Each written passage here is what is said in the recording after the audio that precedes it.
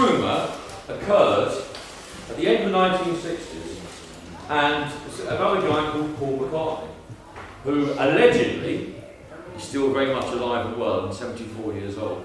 Paul McCartney, or should I say Sir Paul McCartney, is an amazingly respected and famous figure. What's he famous for? Yeah. He was one of the main singers and one of the main songwriters in the Beatles.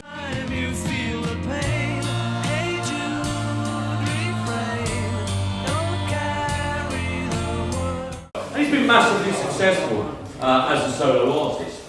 Okay? However, there is a rumour that this same Paul McCartney is not actually the very same Paul McCartney, guys, who started with the Beatles all those years ago. That this Paul McCartney is fake. And indeed has been a fake since the 9th of November 1966. Okay? This is the conspiracy theory. Have a look at the sheet, we can discuss it. November 1969, the Beatles released their penultimate album, a massive selling album called Abbey Road.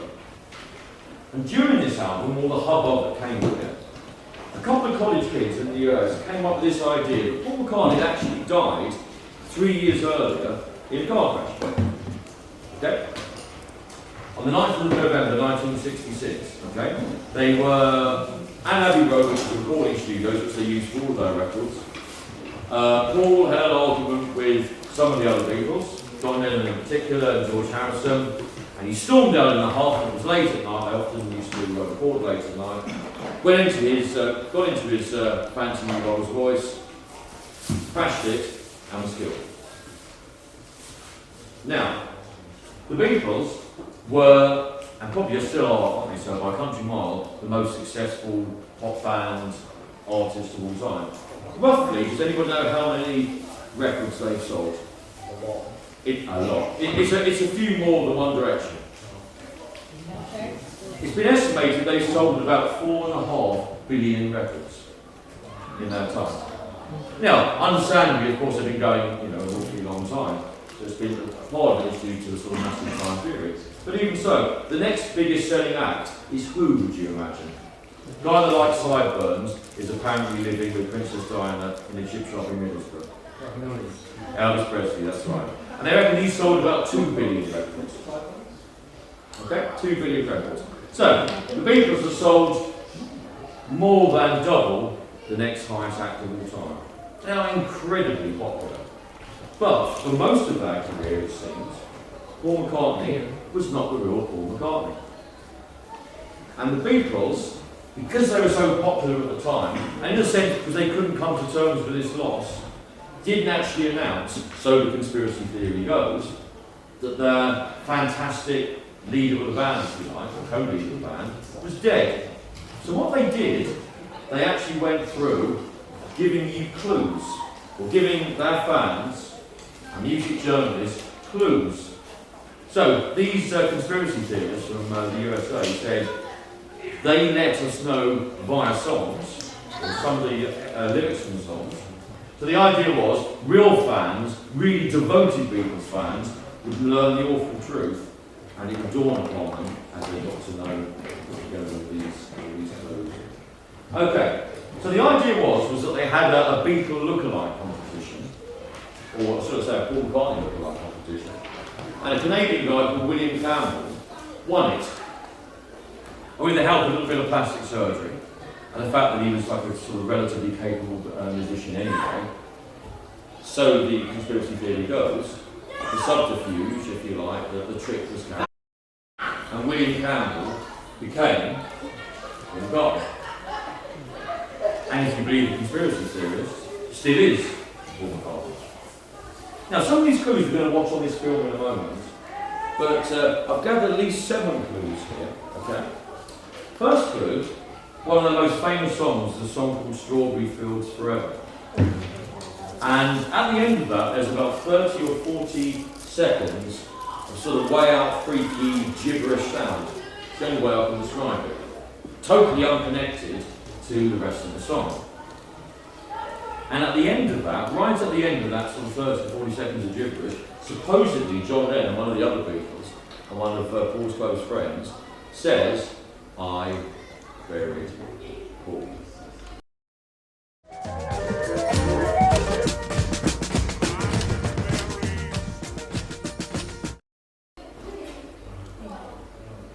Clue number 2, the Sgt. Pepper album cover.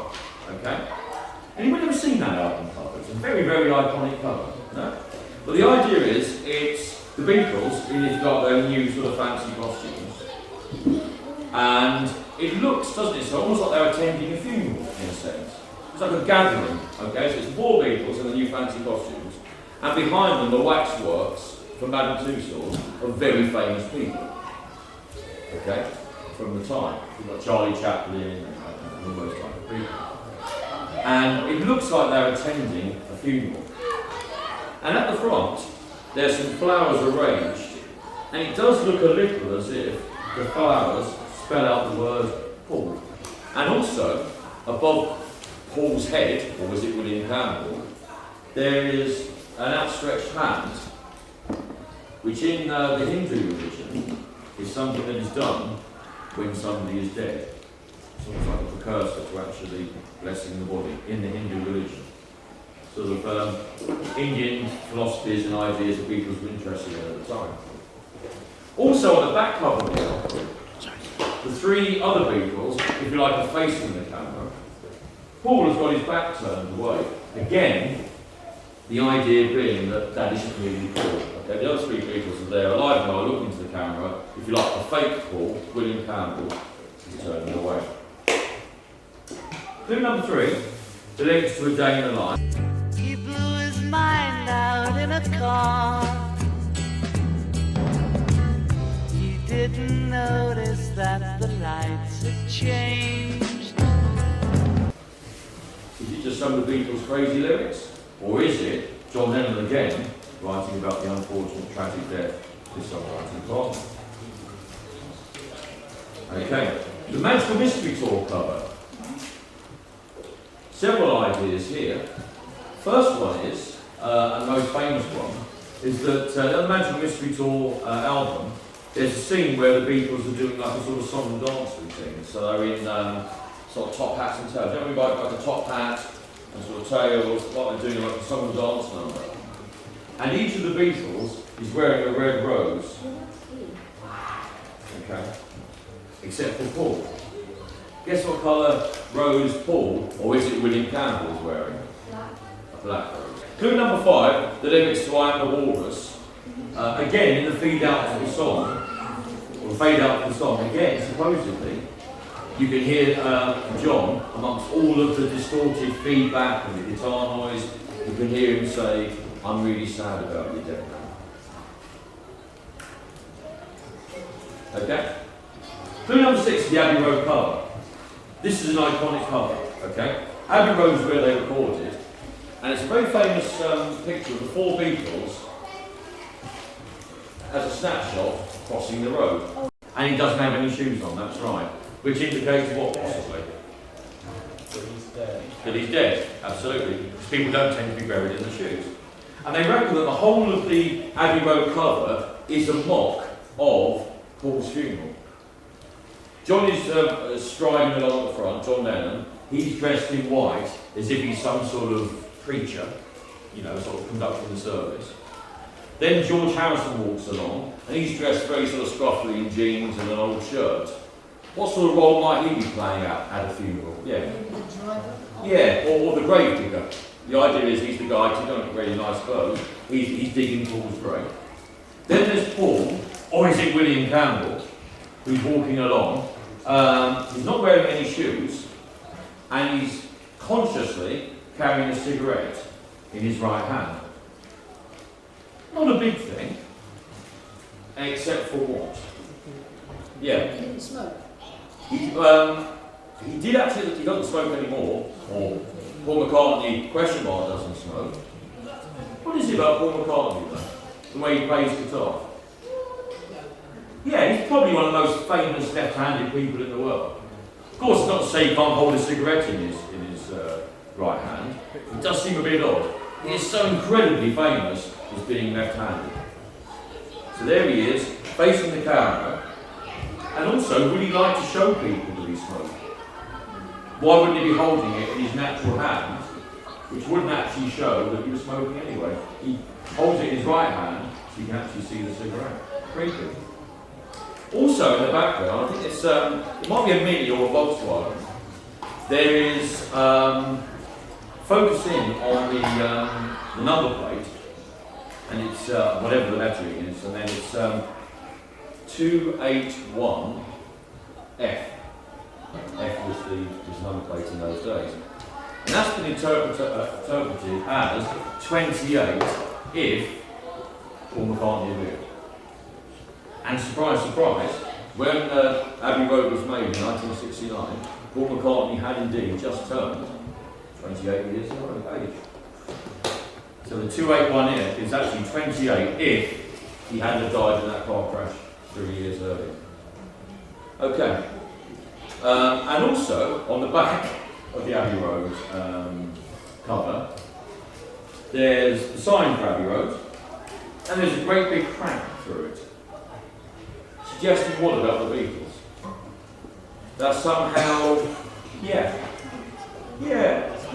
they're somehow spoiled or broken. I think it's a load of rubbish, but Mr. Smith and myself have talked about this. I think the most telling clue is Paul McCartney's subsequent solo career since he left the Beatles. Let's just say, sir, it's nowhere near as good as the fantastic songs that he wrote with the Beatles.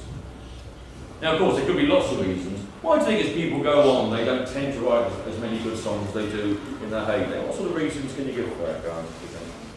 Yeah. They've written good ones already. Yeah, a bit like a novelist. You've written all your good stuff, there isn't so much maybe left in you. What else? Yeah, sort of run out of ideas. What else? Ben, anything you think about? I think John Lennon is part of the songwriting as well, so that would have helped him. Absolutely right. Generally getting older, yeah. Because he's so famous, he just writes it and he's people why. Yeah, absolutely. And don't get me wrong, guys, I mean, you know, it's not your style of music, I'm quite sure. And he has written some good songs, though, hasn't he? But I think you'd have to be a very, very brave person to make a case and some sort of talk in a pub or a club or something to say, I think Paul McCartney's work on his own is better than that of the Beatles. Let's just say, I think you're up against it, you know, to make that argument. So, of course, the reason why these conspiracy theorists say his work isn't as good is why? If you're a conspiracy theorist, yes, Oscar. Yeah, but he never wrote it in the first place. Who wrote his solo stuff? William Campbell, the replacement. That's how the conspiracy theory goes, that most of his best stuff had already been written with the Beatles. They used that up, and then poor William Campbell had to continue his solo career as Paul McCartney. He just wasn't as talented.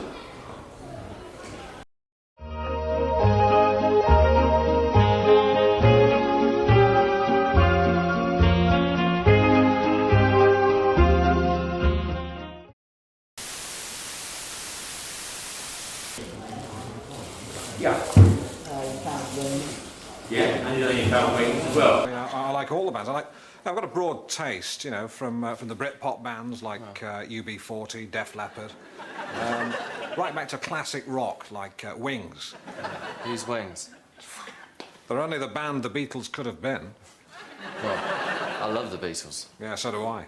What's your favourite Beatles album then? Tough one. I think I'd have to say The Best of the Beatles.